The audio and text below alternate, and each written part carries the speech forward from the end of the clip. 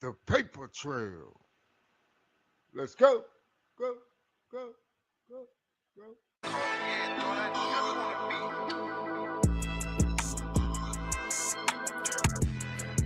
Yeah, yeah, yeah, yeah, yeah. For the love of money, niggas come around. For the love of money, some stay around. For the love of money, when a nigga want.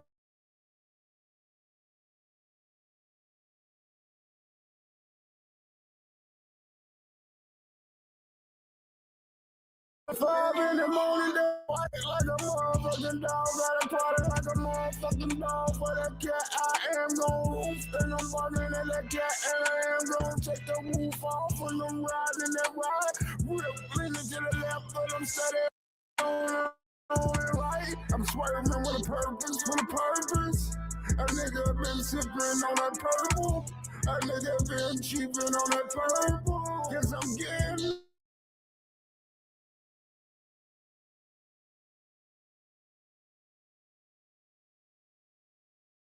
And I'm telling her, tell me later, and she thinking what I'm thinking. Damn me getting burned. I walk about the bank and I stuck up in the wheel. Headed to my next big destination. Somewhere where I'm gonna be faded, sipping on a motherfucking Molotov, feet in the fucking sand. Looking like a motherfucking distant fucking land myself.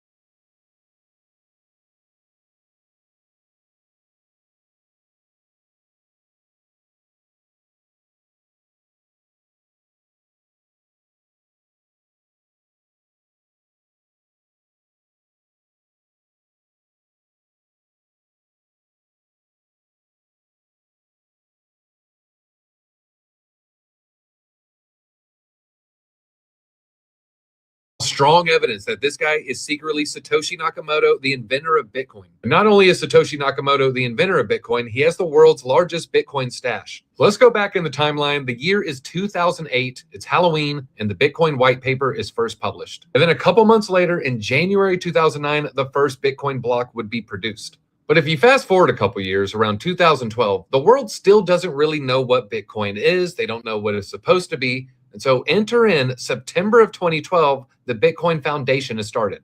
But the foundation would be shut down a few years later, which isn't surprising, especially when you consider some of the board members were involved with a lot of legal issues, including the Mt. Gox hack.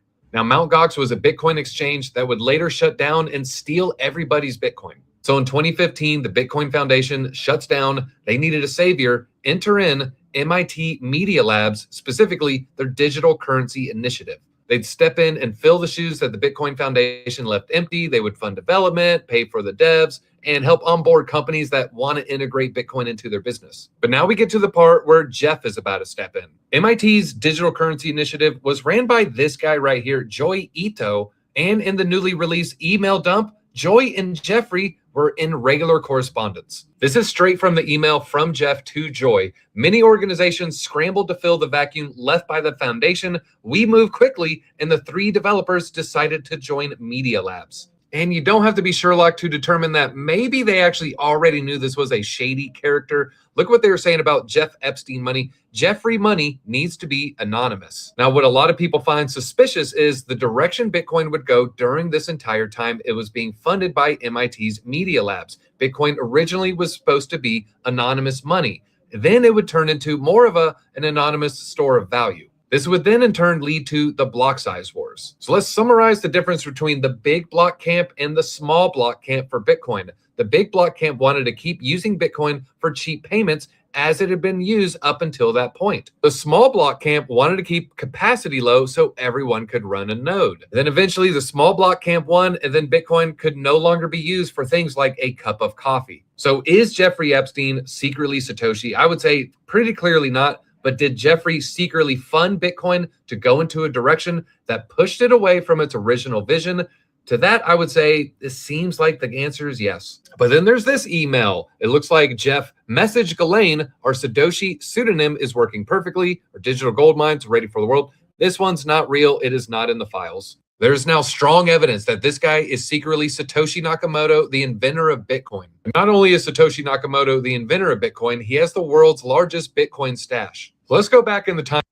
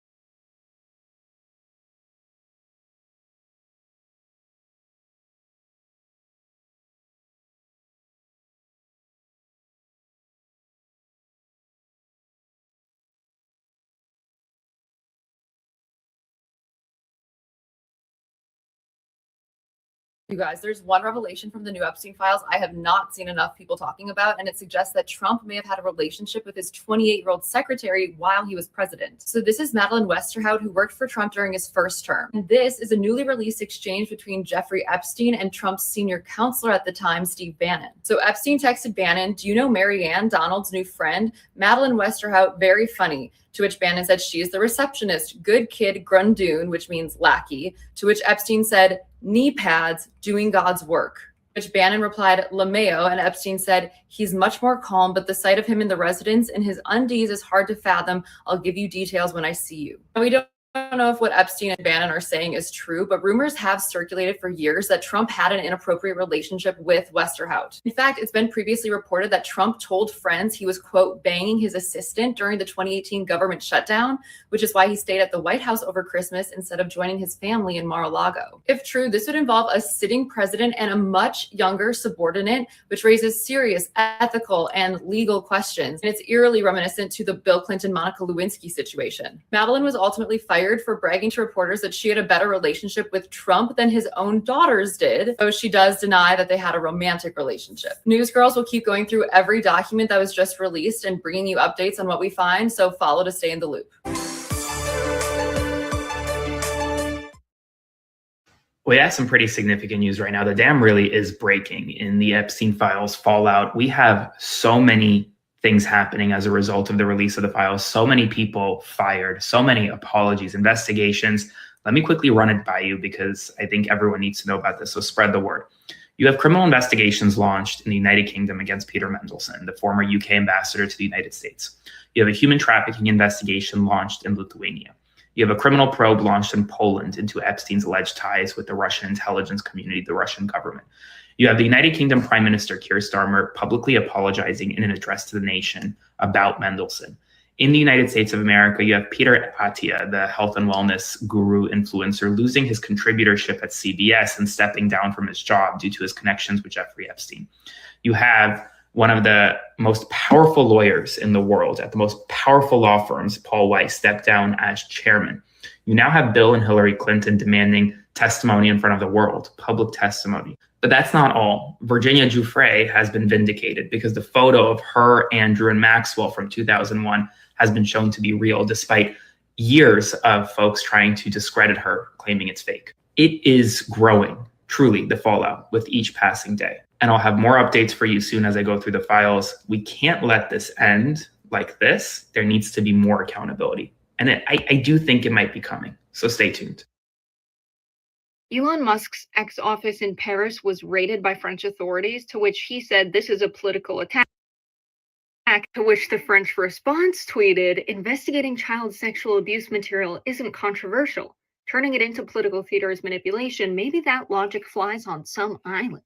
Doesn't fly in France. One analysis found that from December 29th to January 8th, Grok generated an estimated 3 million sexualized images, 23,000 appeared to portray children. So that's one sexualized image of a child every 41 seconds. Elon Musk is posting about the Epstein files as if he's vindicated by them, while he has refused to publicly address the child porn created by Grok. Elon told his followers that he declined repeated invitations to go to Epstein's island, and that the email correspondence between him and Epstein could be misinterpreted to smear his name. But the emails show Jeffrey Epstein and Elon Musk arranging a helicopter ride for him to visit the island. Elon asked if Epstein had any parties planned, and mentioned a peaceful island experience is the opposite of what I'm looking for. And here he is saying, when should we head to your island on the 2nd? Is there a good time to visit? From Elon to Jeffrey. What night will be the wildest party on your island? From Jeffrey to Elon. Thanks for the tour. You get the point. He's telling his followers that he wants the people who committed crimes with Epstein to be prosecuted. If he's so vocal about wanting pedophiles to be brought to justice, why did he refuse to comment on the child porn problem on X? I agree. We should prosecute the clients and friends of Jeffrey Epstein that committed crimes. We should also ban generating child porn on X. That's something he has the power to do. Beyond the child porn issue, Grok is being used to create sexualized images of people without their consent. X users will write to Grok instructing the AI to remove people's clothes from their photos. The company released a statement saying Grok will no longer do this, but it will still edit photos of real people with a slightly different prompt.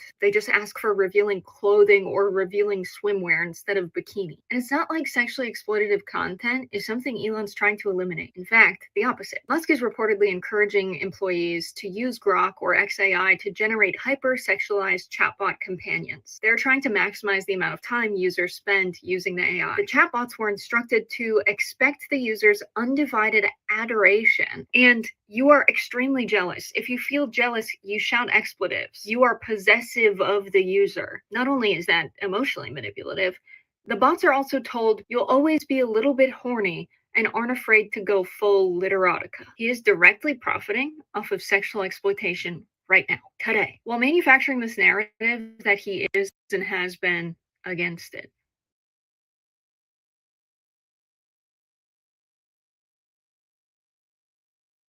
So this weekend, Trump tried to reason with his base using their shared love language, long, rambling Truth Social posts. In a social media post, the president asked his followers, "What's going on with my boys?" and in some cases, gals. Let me stop you right there. Not to be all woke, but I believe they prefer the terms bros and hoes.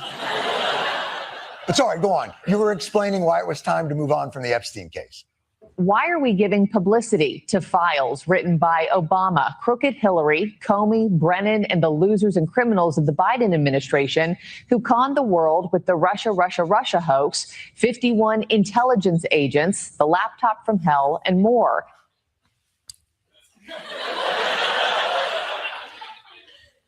So, just to understand this, in a few months' time, we went from the Epstein files will expose the Democrats to the Epstein files were written by the Democrats and therefore can't be trusted. So let's move on. And then Trump brings up Hunter Biden's laptop as a reminder for all of us not to dwell on old conspiracy theories. What? We have some news right now. Scott Bessent, the Treasury Secretary, has confirmed that if Donald Trump wins his $10 billion lawsuit against the IRS, that money is coming from you, the American taxpayer. He was testifying on Capitol Hill today, where he was questioned by Arizona Senator Ruben Gallego, who asked, where is that money coming from? What reserve? He and Bessent said it's going to come from the taxpayers. It's going to come from the money from the Treasury Department. That's $10 billion, folks. That's a lot of money. And well, why is Trump suing? He's suing because he says that his tax returns were improperly or illegally leaked. Well, the problem for him is about 40 other thousand people, according to Bessent, also had their tax returns leaked, which means can all of them now sue the IRS for billions and billions of dollars? That'll bankrupt the country. But setting that aside, Trump last night said that he already won this lawsuit. He's going to dictate how much he gets from the settlement and then donate it to charity. And well, that money is coming from you. You pay taxes, and your taxpayer money is about to go into Trump's pocket. What charity he's sending it to? That's unclear. Could be the Presidential Foundation for Donald J. Trump. Spread the word. Follow for more. The emailer said, I remember flying back with Donald on his plane the first weekend I went to visit you in Florida was the weekend he met Melania, and he kept on coming out of the bedroom saying, wow, what a hot piece of ass. Yeah, I don't think they mentioned that in the Melania documentary. The word Trump comes up 4,896 times when you search the Epstein files, which is interesting considering this testimony from FBI Director Kash Patel back in September of last year. You said you don't know the number of times Trump's name appears in the files, so it could at least be 1,000 times. Is that right? You can characterize the numbers however you want it. Claiming my time, Director. It sounds like if you don't know the number, it could at least be 1,000 times. Which it's not. Be, it's not. Is it at least 500 times? No. Is it at least 100 times? No. Then what's the number? I don't know the number, but it's not that. Well, he was telling the truth. It isn't 100. It's 4,896, and we still have 3 million files to go. We have some big news this evening. More mentions of Donald Trump have been found in the Epstein files. Let's break it down. This content doesn't seem to be performing on TikTok, but here we go.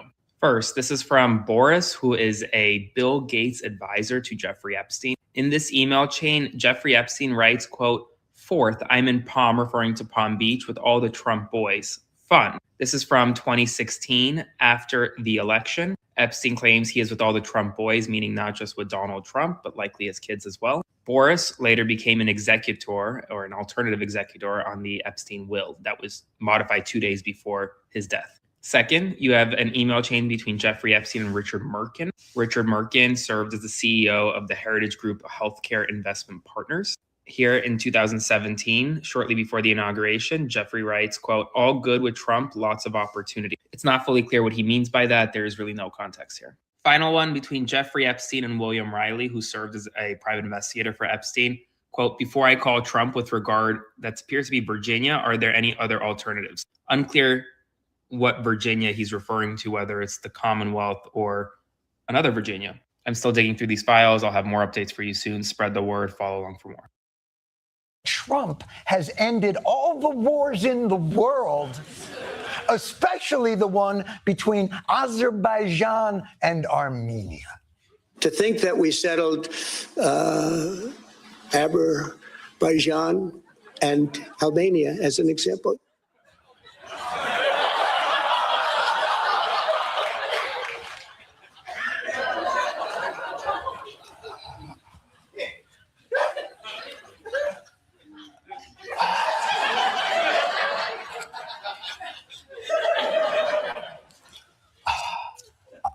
I would like to apologize very quickly.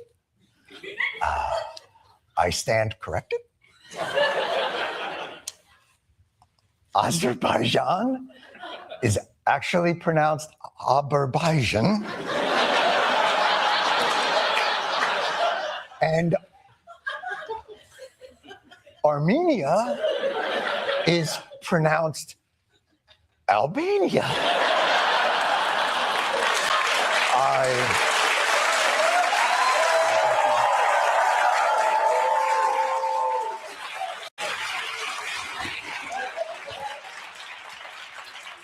I regret the error. Trump ended the war between Azerbaijan and Albania. Do better, do better, do better! Dumb shit, bah! Jeffrey Epstein. I want to know what your relationship with him was. Yeah, I met Jeffrey in 2011, so over a period of 3 years. Bill Gates just said they met in 2011, which is after his 2008 conviction. I had a number of dinners with him. The focus was always, he knew a lot of very rich people, and he was saying he could get them to give money to global health.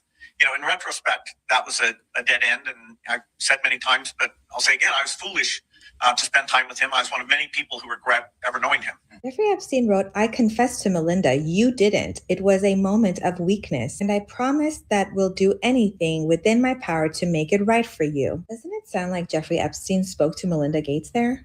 You've no doubt seen the allegations, including some of them from the last 24 to 48 hours. Are they true?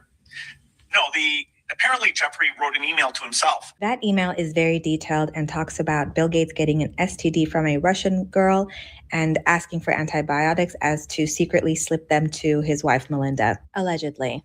That email was never sent. The email is, false. So I don't know what his thinking was there. Was he trying to attack me in some way? According to another email, Jeffrey Epstein says that he was caught in the marital dispute between Melinda and Bill. Says he provided 6 years of service to Bill Gates, not the 3 years that Bill claims he knew him. And Bill Gates offered him a package at the end, allegedly. But, it just reminds me, every minute I spent with him, I regret and I apologize that I did that. The problem is some of the things that he has sent, some of the information about other people that has come up in those files has been true. Why would he do this and say this about you, do you think? It's factually true that I was only at dinners. I never went to the island. I never met any women. And here's Bill with 2 different women or girls. We don't know their age or women. Bill at Epstein's Manhattan mansion. So, the more that comes out, the more clear it'll be. More has come out, and it seems like Bill Gates was planning pandemic simulations with Jeffrey Epstein in 2017, allegedly. That, although the time was a mistake, it had nothing to do with that kind of behavior. Is it frustrating to you, given what you've said, that this is now happening? Not really. I mean, people should, hold people who are successful to a very high bar. And so, it's as these documents come out, they're going to be closely scrutinized.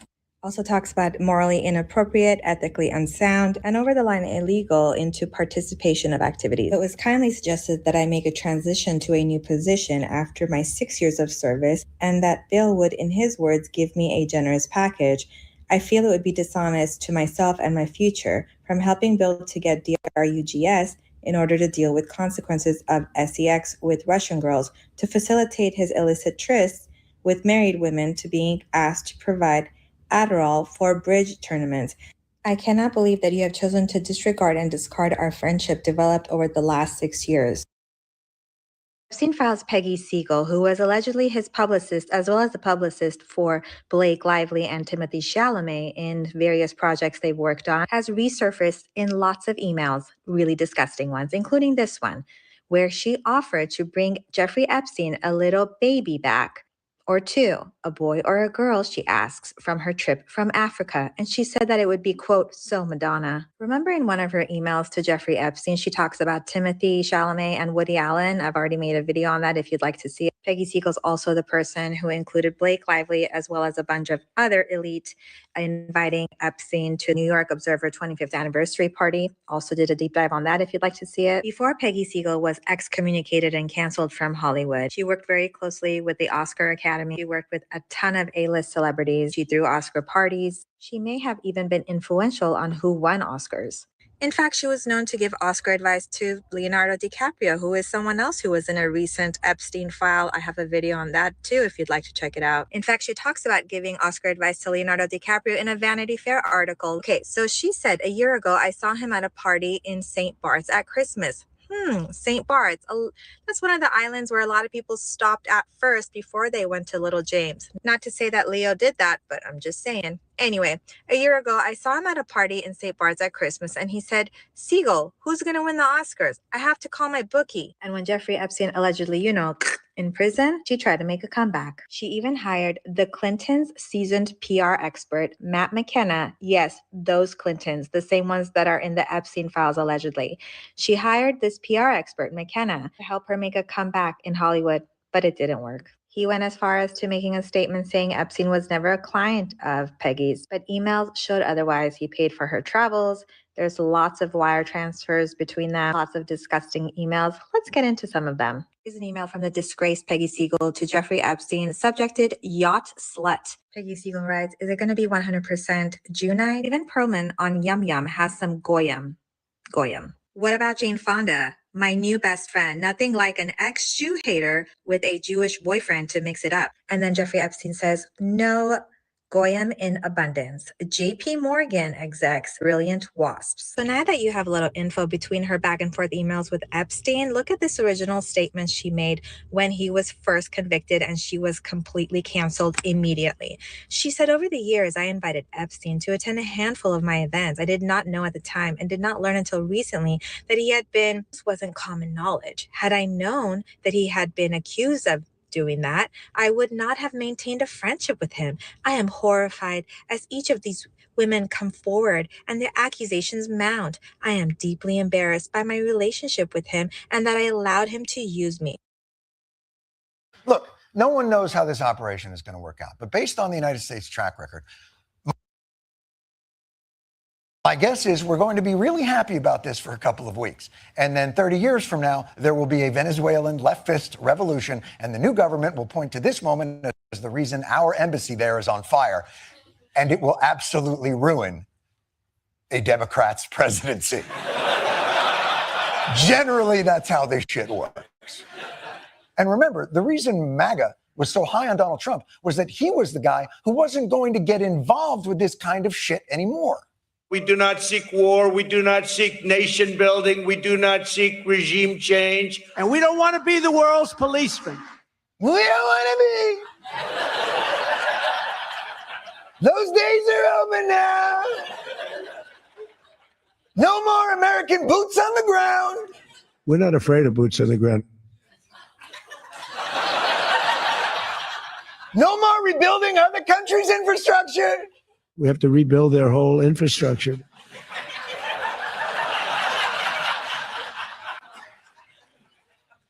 Well, it's not like we're going to be running someone else's country. We are going to run the country.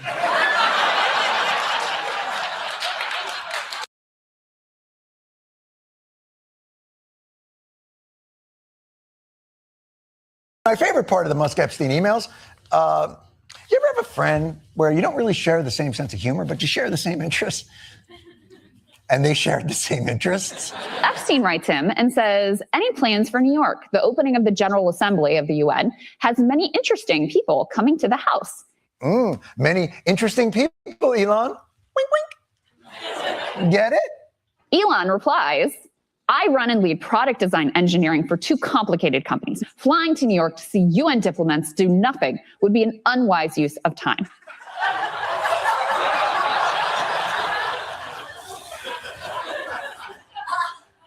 I'm sorry, Jeffrey, could you make it a little more obvious for your friend? To which Jeffrey Epstein replies, Do you think I am retarded? Just kidding. There is no one over 25 and all very cute. What the f? We've all had that friend. Why would I go to the bathroom with you to go skiing? Skiing is an outdoor sport requiring a mountain and equipment and... Oh, I see. Bill Maher might lose his liberal credentials after this one. Memo to Democrats, if you ever want to win an election again, the absolute most important first step is stop doing this. No one is illegal on stolen land. I've said it before, I'll say it again. Either give the land back or shut the up. Perhaps some more extensive references were reserved for members of the billionaire class who traveled in Epstein's circles, including the billionairiest of them all.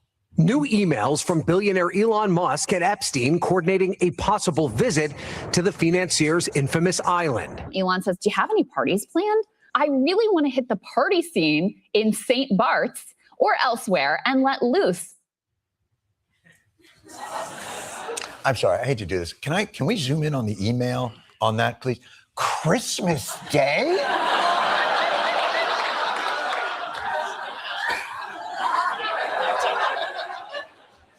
You're asking if Jeff Epstein's got any parties planned on the island on Christmas Day?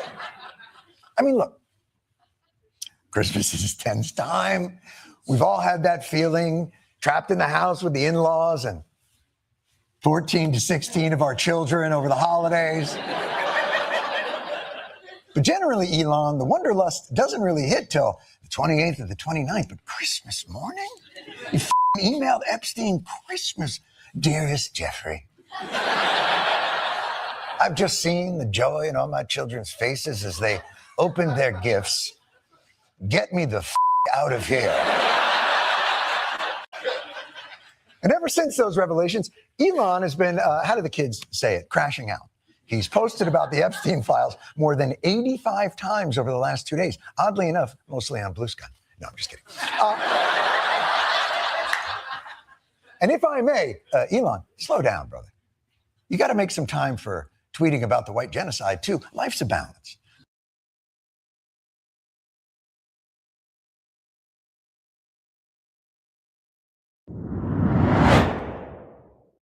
So here's the Deputy Attorney General Todd Blanche, and here he is talking about the Epstein files. Just listen to this. Here we go.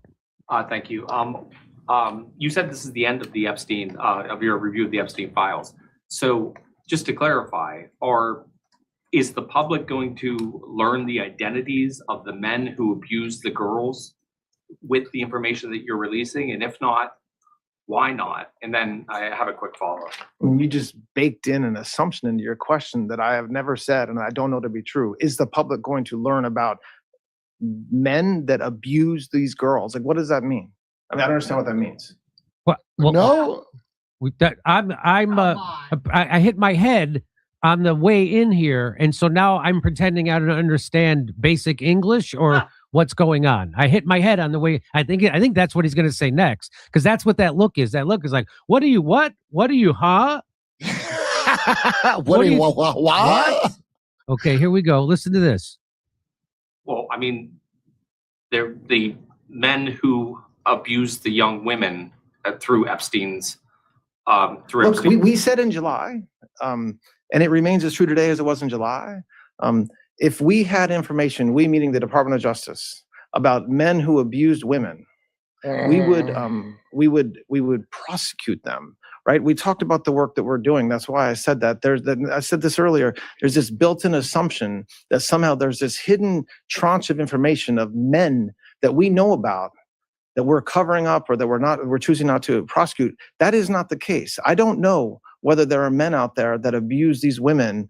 If we learn about information and evidence that allows us to prosecute them, you better believe we will. But I don't think that the public or you all are going to uncover men within the Epstein files that abuse women, unfortunately. So no. Is everyone drunk in this administration all the time now? That's the deputy secretary, attorney general. I mean, so here it is. He just so listen to what he admits to here. He admits that the Department of Justice excluded images showing death, physical abuse, or injury from the Epstein file release. Let's listen. So he just said, we don't know anything about anything. We don't know anything about any of these guys, except we do know. But listen to what he says. Any depiction of CSAM or child pornography was obviously excluded. Anything that would jeopardize. So they excluded all the horrible stuff of pornography. They were excluded it. Well, tell us the names of who was in the stuff. Right? Someone was there. And who took the photos then? Who took the video or the photos? Hang on, here we go. I don't want to see CSAM, but I'd like to know who was doing that. Active federal investigation.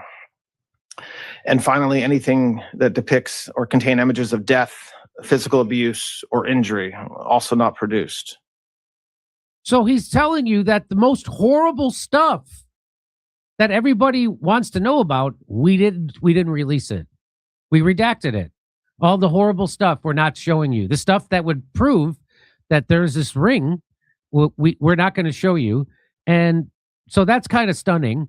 But here's the kind of look at this. Jeffrey Epstein. This is from Jeffrey Epstein to somebody who's blacked out. I wonder who that guy is. Maybe that's someone we would like to know who that is. So where are you? Are you okay? I love the torture video. Oh, it's good. Well, at least it's good news. So I'm guessing this is the kind of stuff he's talking about that they're withholding, the torture video. How about just give me the name? Right. Why do you have to redact that? Yeah, that's not a victim. That's right. Give me who that guy is. That's Todd Blanche. Tell me who that guy is. Maybe that's the guy. And then let us look into it because we already know through the JFK, RFK, MLK, and now assassinations, and now Charlie Kirk. We know that the Department of Justice isn't going to look into this. So tell us what their names are, and then we'll look into it. But they won't. And I'm going to guess that torture video is one of them. Someone says, our spy was captured after completing her mission. This is Martin Novak. This is on March 10th, 2014 at 7 a.m. Our spy was captured after completing her mission. And then Jeffrey says, did you torture her? So this is the kind of stuff they're saying. Why would you torture your spy? What a weird who's Martin Nowak? So this was the craziest thing so the undersecretary, the deputy secretary, the attorney general says we don't know anybody, we don't know anything. We know Martin Nowak. And then we also redacted all the horrible stuff. The worst stuff we redacted. Come see us on stand-up tour. We'll be in Lansing, Michigan, Milwaukee, Wisconsin, Salt Lake City, and Las Vegas. Go to jimmydore.com for a link for tickets. The other privacy pioneers, and it only gets more unsettling from there. If you want more deep dives like this, be sure to subscribe and join us here at Crypto Tips. We are trying to get to 300,000 subscribers, so make sure to help us hit that milestone. Okay, so let's get into this. The next name that appears in the files is Zcash co-founder and lead with Bitcoin. Is this legit? Well, listen.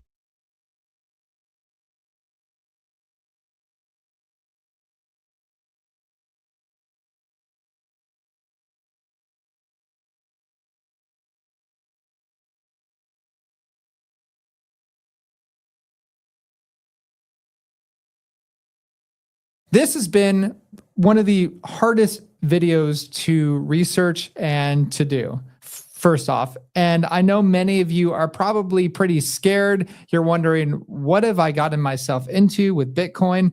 Is this legit?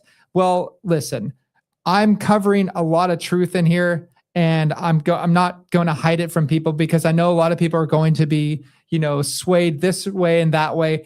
but the truth is in this video. And also, I have a bombshell at the very end of this video. You need to watch the end of this video so you get a complete picture. The latest batch of Epstein files was just released, and there are a lot of names tied up in them, from the creator of Grand Theft Auto getting caught up in the mix to Elon Musk begging to visit, and even some of the people involved with Bitcoin from the very early days, unfortunately. It's unbelievable, and I'm going to expose exactly who was in them and if you should be worried, all right? If you don't know already, Jeffrey Epstein wasn't merely some small child trafficker.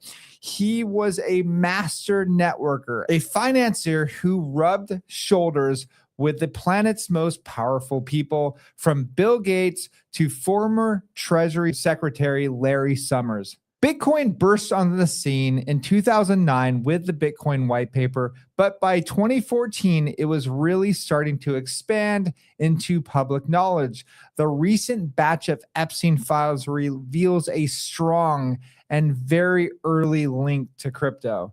Why does this matter? Well, it's simple. Epstein was positioning himself into funding and innovating during crypto's earliest days, potentially creating tools for untraceable elite transactions far from the prying eye of traditional banks. If you've ever wondered why certain coins seem untouchable while others face endless scrutiny, this backstory might explain everything. Stick around because the real evidence trail is about to unfold, and it starts with cold, hard cash flowing into Bitcoin directly from Epstein. Let's dive right into the evidence, starting with a huge crypto name that appears in the files, and that's Adam Back, the CEO of Blockstream and a candidate for Satoshi himself. The file reveals not just a vague association, but a concrete investment trail. In 2014 email chain, Austin Hill, a key player in Blockstream's early days, writes directly to Jeffrey Epstein, with Adam Back himself CC'd and Joy Ito copied, discussing the final allocation for Blockstream's seed round. Hill notes, "Hey, Joy and Jeffrey, we are down to the wire on closing this round. We are 10x oversubscribed on $1.8 million seed round, and Reed at the last minute told us to bump your allocation from $50,000 to $500,000. This is causing no small amount of headaches, and I respect you both and have learned so much from you in our discussions. We have had everyone else a haircut to make room." So this is Epstein's stake, ballooning from $50,000 to a whopping $500,000, funneled through Joy Ito's investment company, as Epstein himself confirms in earlier messages from May 23rd, 2014. "My investment in your deal will be made through Joy Ito Investment Company. When do you expect papers?" And to underscore the secrecy, the email includes a stern confidentiality notice. But the ties don't stop at the cash. The files expose a more intimate layer, with emails showing Epstein's circle inquiring about Back personally, like this November 4th, 2014 message from Vincenzo Lozo to Epstein. "I think you said you met him. As far as I know, you and Joy invested in his company. What do you think of him?" To which Epstein replied, "I like him." And it goes deeper. A series of April 2014 emails detail Austin Hill coordinating a trip to St. Thomas, close to Epstein's Little St. James Island, with a group including Adam Back. He writes to Daphne Wallace on April 16th, "I'm CCing my assistant Francisca, who can provide you with a list of the guests traveling with me. I mentioned to Jeffrey that I'm happy to arrange for our own flights since we are going forward to San Francisco later after St. Thomas, but I'll let you and Francisca sort out the details and hotel arrangements in St. Thomas. Francisca Hall follows up. Good morning, Daphne. It was really nice to talk to you on the phone. Here's the information you requested. If there's anything else, please feel free to contact me at any time. This was Epstein's network coordinating a getaway with Adam back, complete with private jets and hotel arrangements, all while Blockstream's funding was being finalized. Blockstream's other backer, Digital Garage, ties back to those same Epstein influence funding streams through MIT channels, raising questions whether Back's work on Bitcoin scaling was influenced by elite money. Did Epstein's network steer the direction of Bitcoin's growth, perhaps even leveraging personal bonds forged in the Caribbean? But it really doesn't stop here. Epstein's fingerprints extend to the other privacy pioneers, and it only gets more unsettling from there. If you want more deep dives like this, be sure to subscribe and join us here at Crypto Tips. We are trying to get to 300,000 subscribers, so make sure to help us hit that milestone. Okay, so let's get into this. The next name that appears in the files is Zcash co-founder and lead cryptographer Madars Vizra, raising serious questions about elite access to zero-knowledge technology. The documents include a direct April 2nd, 2018 email from Vizra to Epstein's email address, forwarding the Zcash company's draft K1 tax form for 2017. Vizra writes, just got schedule K1s from Zcash. He then breaks down his personal gains. $2,000 is what I got from auctions, and the ordinary business income plus long-term capital gain columns correspond to the coins that companies sold to finance this operation. We will be getting a draw to cover the corresponding taxes. All of my coins are maintained by the company. We want to move on getting them out though. Zcash will have a fork in the chain. It is expected that only one branch will be alive after this.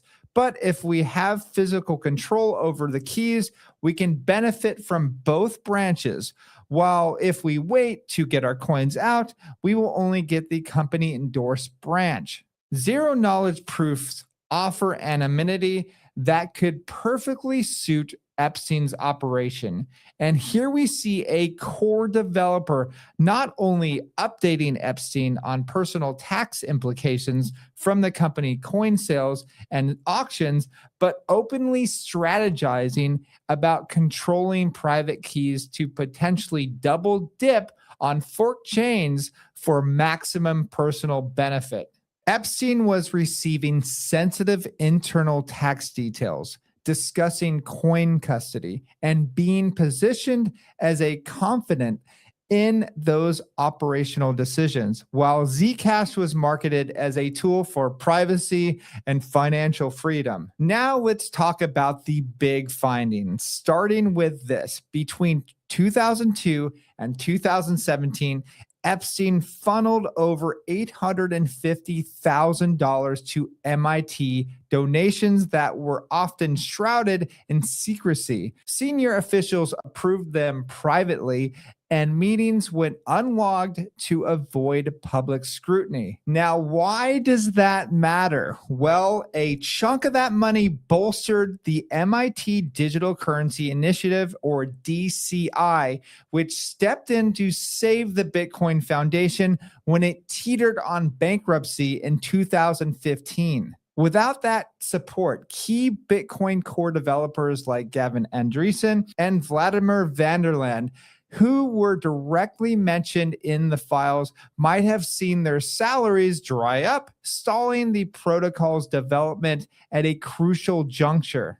Epstein even visited MIT 9 times, holding private meetings with staff, all while his identity was concealed internally. Now let's zoom in on the new files. An email chain from April 2015 showed Epstein himself forwarding Joy Ito's announcement of the DCI launch directly to others, adding to his own commentary, "Gavin is clever." In the forwarded message, Ito explains the strategic recruitment.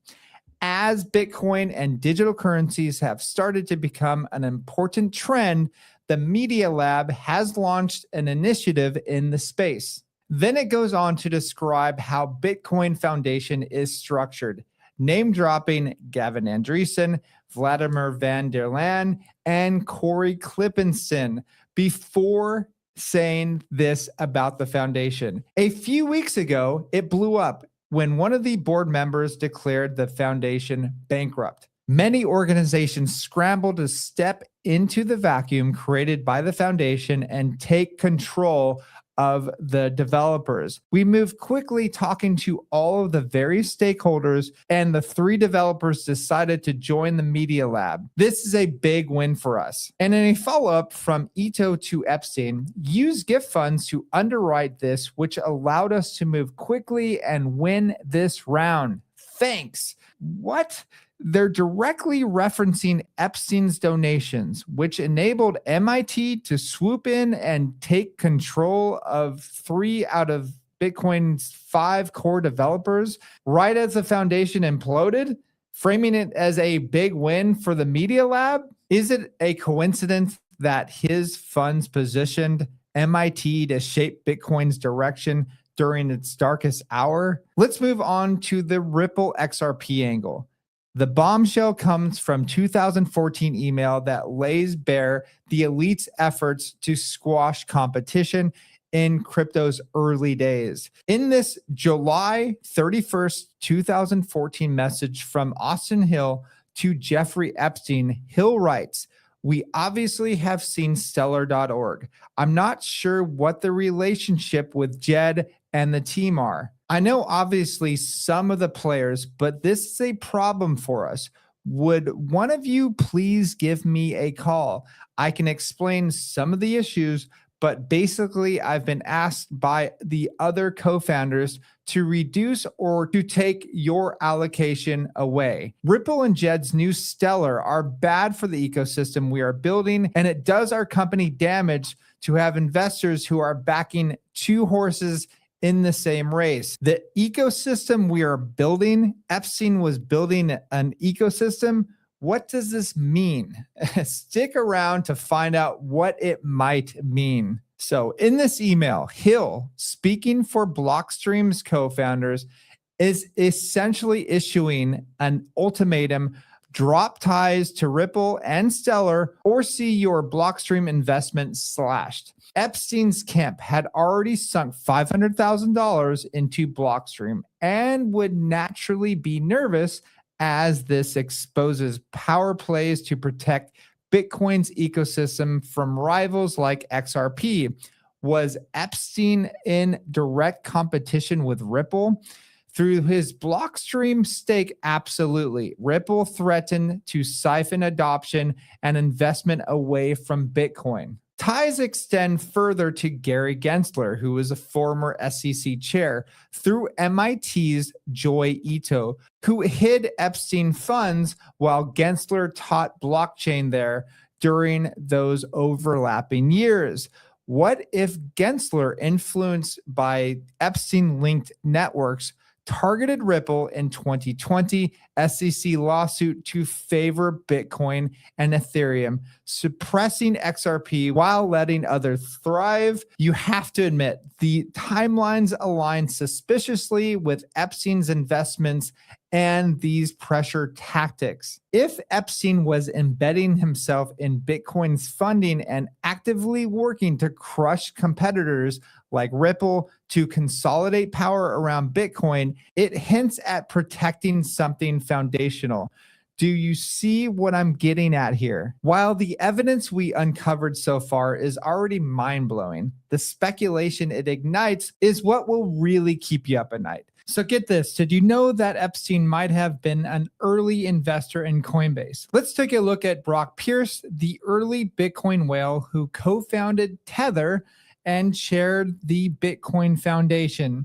Emails from 2015 to 2018 show Pierce forwarding Coinbase shareholders updates to Jeffrey Epstein and his accountant Richard Kahn, including detailed newsletters from Brian Armstrong, Coinbase CEO, painting a picture of Brock Pierce as Epstein's go-to guy for investment opportunities. Pierce sends Epstein and Kahn a forwarded update from Armstrong highlighting Coinbase's metrics and successes. But it gets juicier, all right? In 2016 email to Brian Armstrong and co-founder Fred Ursum, Pierce mentions also, if you guys are ever interested in selling some stock in a secondary sale so you can buy a house or something like that, we know quite a few groups who might be buyers. Pierce then forwards this to Epstein and Kahn, sparking a chain where Kahn questions in February, is this 25% carry accurate? Following another email discussing cash. Pierce responds, the investment into Coinbase was planned to go into a fund vehicle with a 25% carry. Jeffrey Epstein requested to pay us 25% of any profits on the investment through his own vehicle. Do you have any suggestions as to how we paper this? With JE, of course, referencing to Jeffrey Epstein.